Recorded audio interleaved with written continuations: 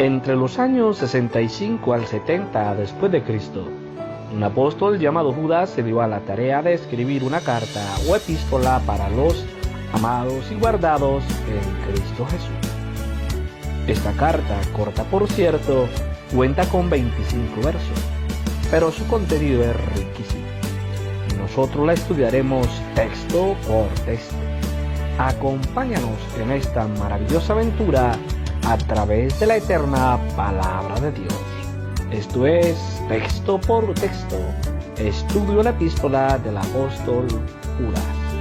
Por favor, considera apoyarnos con tus oraciones y compartiendo este contenido a otros, ayudándonos a ser de bendición. Esto es texto por texto, estudio la epístola del apóstol Judas. Para hacer juicio contra todos y dejar convictos a todos los impíos de todas sus obras impías que han hecho impíamente, y de todas las cosas duras que los pecadores impíos han hablado contra él. Si usted ha estado con nosotros, entonces se dio cuenta que el texto 14 de esta epístola nos dejó con la mente puesta en una antigua profecía que nos fue dada por un profeta llamado Enoc.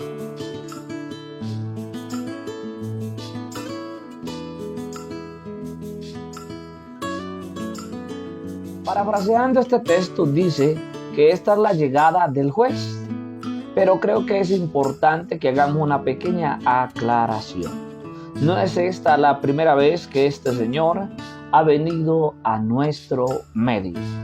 De hecho, a esta venida se le conoce según la profecía bíblica, como la segunda venida de nuestro gran Dios y Salvador, nuestro Señor Jesucristo, ya que su primera incursión o venida fue profetizada y escúcheme, cumplida al pie de la letra según lo profetizado, y se cumplió en el año 0 de nuestra era cristiana. De esa primera visita nos quedó la gracia o don de Dios, ya que en esa visita Él fue presentado como el Salvador del mundo. Y esto fue dicho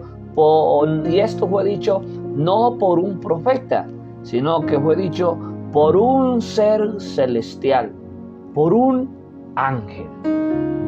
En nuestra Biblia Reina Valera del 60, en Lucas capítulo 2, verso 10 y 11, dice la palabra de Dios de la siguiente manera: pero el ángel les dijo: no temáis, porque aquí os doy nuevas de gran gozo, que serán para todo el pueblo.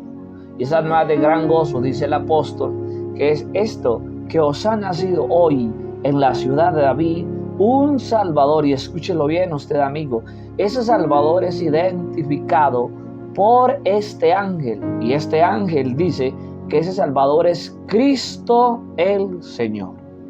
Visita que tuvo una duración de 33 años, y al momento de regresar al lugar de donde salió, nos fue dada una profecía. Pero asómbrese, esta fue dada por otro de esos seres angelicales. Mire, la profecía es un don que Dios le quiso regalar al hombre. Los primeros beneficiados con el don de la profecía fueron los israelitas. Dentro de sus grandes profetas, ellos reconocen y conocen a un señor llamado Moisés. Y el mismo Dios, el que habló desde el cielo, dice que Él les levantaría otro gran profeta como Moisés para que ellos lo escucharan. Bendito el nombre del Señor Jesucristo. Amén.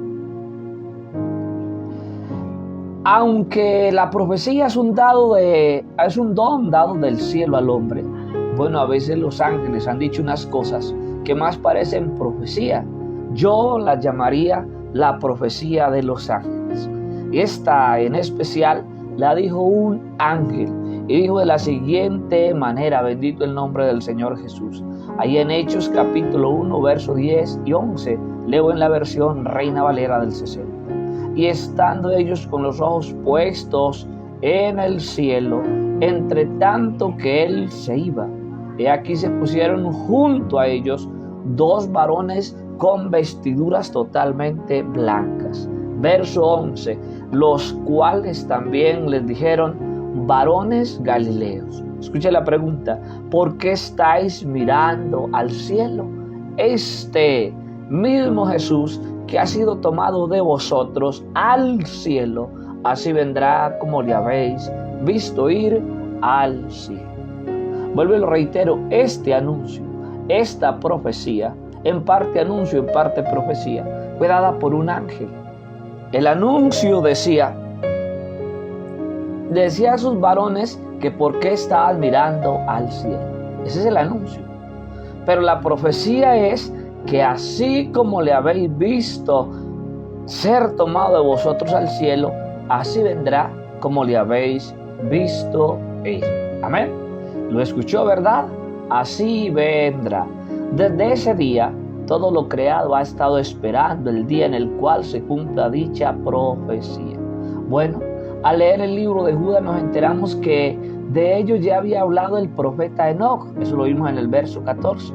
Pero lo increíble acá es que a Enoc se le reveló a qué venía ese Señor en su segunda, escuche, segunda venida. Gloria a Dios.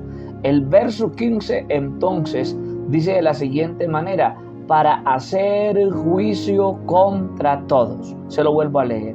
Para hacer juicio contra todos. Creo yo que el apóstol es claro en decirnos a qué viene ese Señor. Y el oficio que viene a desempeñar es totalmente opuesto al de su primera venida, ya que la diferencia entre Salvador y juez es muy grande. Usted mismo lo sabe, que si a usted le hablan de un Salvador, a su mente viene la imagen de alguien que se arriesga, que pone en riesgo su vida, que por intentar salvar a alguien que está en peligro. Eso es un Salvador, ¿cierto? Pero el apóstol Judas muestra y nos dice que Enoc, el profeta, que habitó hace cerca ya de 5,000 años para nuestra fecha, le fue revelado a qué venía ese Señor. Que su segunda venida era como juez. El juicio aquí será ejecutado sobre todos, pero quiero que note que se nos describe a esos todos. ¿O quiénes son esos todos impíos que hacen obras impíamente? Vamos a escuchar mucho en este texto esa palabra, impío, impías e impíamente. Esta palabra impío o impíos aparece con 243 veces en la eterna palabra de Dios. 115 en su singular y 128 en su plural. En 20 de los 66, pero dejemos que sea la RAE, o sea, la Real Academia Española o de la lengua española, la academia de lo que se habla, que nos diga que es impío. Y tiene 4 definiciones la Real Academia para la palabra impío. La primera de ellas es que es falto de piedad. La segunda es que es malo o impuro. La tercera es que carece de religión. Y la cuarta es que está en contra de la religión, de cualesquiera credo religioso.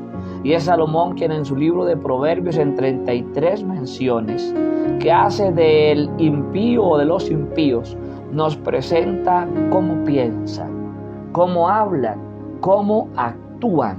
Y es justo ello lo que hace que Dios tome la decisión de juzgar a todos esos impíos de sus obras impías.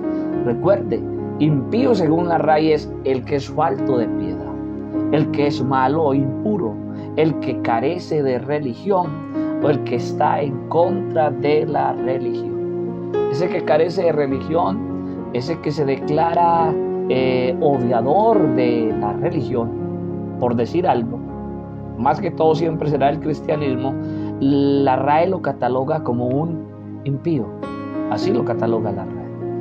Y el verso 15 de Judas, el que estamos leyendo, entonces dice que ese juez, ese que viene, ese Señor que viene con sus santas decenas de millares, viene como juez a hacer juicio contra los impíos. Interesante, ¿verdad?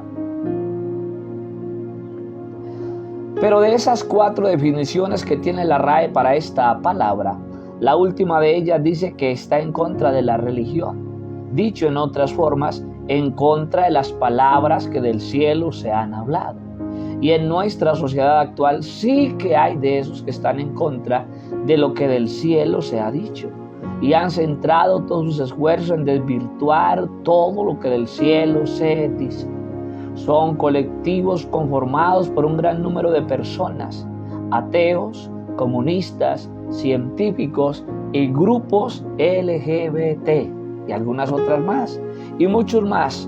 Pero no solo esto, de que hacen obras impías, sino que sus palabras las han dirigido en contra de aquel que mora en los cielos. El verso continúa diciendo así, Judas verso 15, y de todas las cosas duras que los pecadores impíos han hablado contra él. No solo que se dedicaron a hacer toda clase de obras impías, sino que se dedicaron a hablar cosas duras en contra de ese que viene como juez. El ser humano es una raza, la realidad extraña. Desde el día en que se perdió esa relación íntima con nuestro Creador, nos lanzamos en una actitud desafiante, desagradecida, insolente, mostrando un desprecio total por el cielo y todo aquello que del cielo se nos puede ofrecer. Jesús es la muestra de amor más grande del cielo a favor de los hombres. Es la promoción más increíble jamás dada al hombre o a raza alguna. El apóstol Pablo lo dijo así en Efesios capítulo 2, verso 5. Leo en la versión traducción lenguaje actual. Por eso, aunque estábamos muertos por culpa de nuestros pecados, dice el apóstol, Él, ¿quién Él? Jesús, Dios, nos dio vida al resucitar a Cristo. Nos hemos salvado, escúchelo, gracias al amor de Dios. Está corroborado por la historia, por la Biblia, por los hechos, que Dios ha dado muestras de su amor por usted y por mí.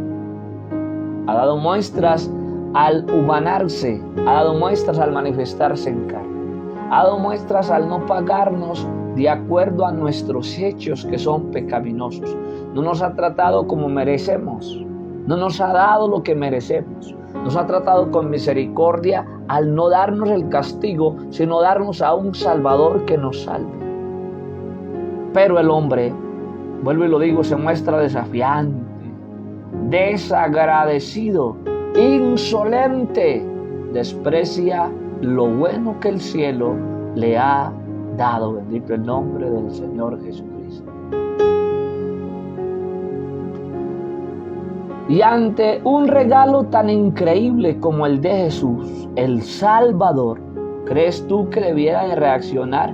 ¿Cómo crees tú que debiera de reaccionar ese que recibió dicho regalo?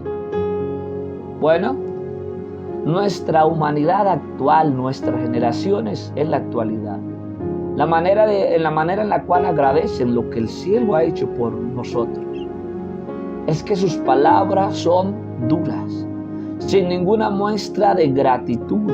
La realidad es que son muchos los que ponen sus bocas en contra del cielo.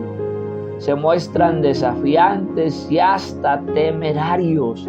Y en esa forma de hablar, y es esa forma de hablar la que los pone, los relaciona con un ser al que se le conoce como el cuerno pequeño. Para mi concepto, el más grande de los impíos. La Reina Valera del 60, en Daniel capítulo 7, verso 20, dice de la siguiente manera: y este mismo cuerno tenía ojos y boca que hablaba grandes cosas y parecía más grande que sus compañeros. Cuando en la Biblia, en la profecía bíblica, se habla de cuerno, Daniel habla mucho de ello.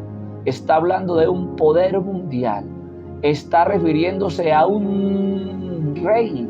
Está refiriéndose a un personaje que tiene autoridad. Y está Daniel diciendo que este cuerno pequeño, o sea, un rey, un personaje con autoridad que se levantará en medio de la tierra, ese personaje, cuando sea levantado, dice que su boca es una boca que habla grandes cosas, pero habla grandes cosas en contra del cielo. Ofende al cielo, ofende los que moran en el cielo, mal habla del creador de los cielos. Bendito el nombre del Señor Jesucristo. Proféticamente, ese cuerno pequeño ha sido identificado como ese anticristo, del cual son hechas 4 menciones por el apóstol Juan. Este, a su vez, lo identificó como con un gran lujo de detalles en la revelación que se le dio en el Apocalipsis. Y escuche algo, lo que se le reveló en cuanto a las palabras que habla ese energúmeno personaje. Apocalipsis capítulo 13, verso 6 dice: y abrió su boca, escúcheme esto, en blasfemias contra Dios, para blasfemar de su nombre, de su tabernáculo y de los que moran en el cielo. En la actualidad hay una cantidad de personas, de colectivos, mal hablando del cielo, blasfemando del cielo, de sus moradores y del que hay en el cielo en contra de Dios. Bendito el nombre del Señor Jesús. En la actualidad son muchos los que se declaran ateos, y bajo esa declaración sus palabras son puestas en contra de lo que para ellos es solo una invención humana. Aunque el vocablo ateísmo, y quiero hablar de un poquito de historia, aunque el vocablo ateísmo se origina en el siglo XVI, basado en el término del griego antiguo, algo así como aeos o sin Dios o negación de Dios, su admisión como concepto en positivo no se encuentra antes del siglo XVIII, cuando las ideas ateas y su influencia filosófica y política empiezan a expandirse. Y fueron estos señores los que expandieron digámoslo así, este vocablo. Marx, Nietzsche y Freud fueron los 3 grandes padres del ateísmo, del ateísmo filosófico moderno. Otros muchos filósofos del siglo XX fueron también ateos, o al menos agnósticos. Así Bertrand Russell, Alfred Adler, Jean-Paul Sartre, Albert Camus y Martin Heidegger. Lo más lamentable es que ni el mismo diablo se da el lujo de ser ateo. ¿Usted cree que si el cielo no existiera, habría que hablar de él? De lo que no existe nadie habla, porque no existe. Pero si se habla de un tema es porque lo más probable es que exista, y el cielo existe. Existe el cielo, existen los moradores del cielo, existe el Dios que creó los cielos y la tierra. Bendito el nombre del Señor Jesús. Créame cuando le digo que del cielo pone un especial cuidado en nuestras palabras, al punto que solo escuche Mateo capítulo 12, versos 34, 35 y 37. Usted puede hablar lo que quiera, puede blasfemar en contra del cielo, en contra de Dios, en contra de los que moran en el cielo, pero eso lo están registrando en el cielo. Dice la palabra de Dios en Mateo, donde les dije el 12, el verso 34 dice: lo que ustedes enseñan es tan malo como el veneno de una serpiente. Biblia, lenguaje actual. ¿Cómo van a decir cosas buenas si ustedes son malos? Porque si alguien es bueno, siempre dice cosas buenas. Y si alguien es malo, siempre dice cosas malas. Les aseguro que en el día del juicio todos tendrán que explicar por qué hablaron para hacerle daño a los demás. ¿Y por qué hablan mal del cielo si el cielo lo único que hemos recibido es favores y misericordias? El aire que respiran, el alimento que consumen, el sol que los calienta, el agua que limpia sus cuerpos, es un regalo dado de Dios, del Creador del cielo. Mas sin embargo abren su bocota hablando en contra de Dios Que Dios lo reprenda y poder en el nombre de Jesús. Bendito el nombre del Señor Jesús. Dios juzgará a cada uno de acuerdo con sus palabras. ¿Lo escuchó? Si dijeron cosas buenas, se salvarán. Pero si dijeron cosas malas, serán castigados. Verso 37 de Mateo capítulo 2. Mire, es muy fácil abrir nuestra boca y desde nuestra posición privilegiada porque eso es lo que somos. Somos una raza con una posición privilegiada. Nos están tratando con misericordia. Y desde esa posición privilegiada proferir palabras en contra del cielo. Y todo lo bueno que de allí recibimos. Un ejemplo claro en nuestro tiempo fue un señor llamado Hugo Chávez. Usted oyó hablar de él. Presidente de una nación, usted sabe de qué nación estoy hablando. Pero no contento con ello de estar saludable y rodeado por un sinnúmero de privilegios, algún día le dio por abrir su boca en contra del pueblo del cual el cielo dijo. Génesis capítulo 12, verso 3. Bendeciré a quienes te bendigan y maldeciré a quienes te traten con desprecio. Y este señor tomó esas palabras de desprecio y levantó su boca en contra de ese pueblo. Sus palabras fueron, porque yo vi el video y si quiere búsquelo, usted lo va a encontrar en las redes sociales, que este señor dijo: desde el fondo de mis entrañas maldigo al pueblo de Israel. ¿Y qué no fue eso lo que se le pudrió? Sus entrañas, el fondo de sus entrañas, el colon. Bendito el nombre del Señor Jesús. Fueron invadidas sus entrañas por un extraño cáncer que lo devoró. Y luego de su enfermedad, sus palabras pidiendo el favor del cielo se dejaron oír una y otra vez, donde decía: dame vida, por favor, Dios, dame vida. Yo llevo tu cruz, pero dame vida. ¿En dónde quedó su arrogancia? Sus palabras arrogantes, sus palabras duras en contra del cielo, ¿en dónde quedaron?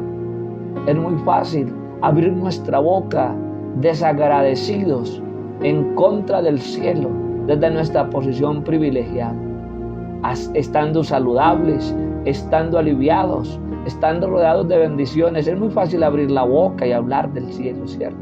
Pero cuando estamos en una posición ya no tan privilegiada, como por ejemplo en una enfermedad, en una escasez, ahí sí hablamos más del cielo. Vea, cuando sucede un desastre natural, la gente mal habla del cielo y preguntan: ¿en dónde está Dios? Si es Dios, ¿por qué permite esto? Pero escuché a un muchacho hace poco y me pareció que dice la verdad completa. Este muchacho decía que cuando nos vienen dificultades, tragedias, cuando la muerte nos consume y cae sobre nosotros, simplemente le preguntamos al cielo: ¿y dónde está Dios?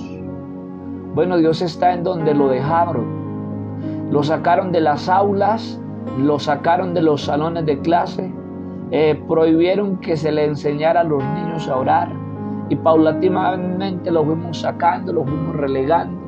Hicimos campaña o hacen campaña en contra de la enseñanza de la palabra y van alejando a Dios y le gritan que no lo necesitan.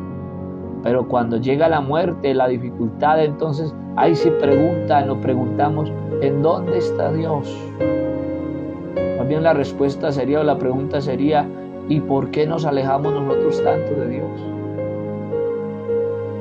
Entonces vuelvo y le digo, refiriéndome a lo que ese señor dijo: cuando yo vi y escuché esas palabras, dije: la arrogancia del hombre es muy fácil de abatir. Es solo que el Eterno nos llame a juicio. Y es justo ello lo que está diciendo el apóstol Judas, que aquel que es juez viene a ello, a abatir la arrogancia de los hombres impíos, cuyas bocas se han levantado con soberbia y altivez en contra del cielo, del cual nos han tratado con misericordia, al no darnos lo que merecen nuestros actos, y con gracia al regalarnos lo que no merecen nuestras obras. Pero el apóstol no termina aquí con estos, a los que él define como impíos con obras impías, ya que en el verso siguiente nos va a dar unas pautas del comportamiento de estos. Bendito el nombre del Señor Jesús. Ese texto número 15 de Judas. Bendito el nombre del Señor Jesús. Ese texto Es un texto maravilloso. Para hacer juicio contra todos. A eso viene este juez. Y dejar convictos a todos los impíos de todas sus obras impías que han hecho impíamente. Jáctese, levante su boca contra el cielo, muéstrese desagradecido en contra del cielo y crea que nadie lo está escuchando. Sus palabras están siendo registradas una por una en un archivo celestial. Y cuando aparezca el juez de toda la tierra, que va a aparecer, ¿y por qué estoy tan seguro? Porque su primera venida ya se dio. Lo registra la Biblia y lo registra la historia, lo registran los anaqueles de la historia de los romanos, que en el año 33 alguien que era inocente murió colgado en un madero acompañado de 2 ladrones. La Biblia dice que ese fue al sepulcro y que del sepulcro se levantó al tercer día. Los ángeles estuvieron custodiando su regreso al cielo, pero los ángeles dijeron que ese que había sido tomado de nosotros, así como le vieron ir, de la misma manera va a regresar. Y cuando regrese, entrará por la puerta grande, no como Salvador, sino como juez. Y todas esas bocas que se abren en contra del cielo se van a quedar mudas. Y de todas las cosas duras que los pecadores impíos han hablado contra él. Le recomiendo que venga Jesús. Le recomiendo que aproveche el oficio que él tiene hasta el día de hoy. Año 2022, lleva a Jesucristo cerca de 2000 años ya como Salvador de su alma y del mundo. Invitándolo a usted, invitándome a mí, a venir a él y hacer uso de su oficio como Salvador. Espero y ruego a Dios que usted no tenga que verlo cuando Él venga como juez. Bendiciones y hasta una próxima oportunidad.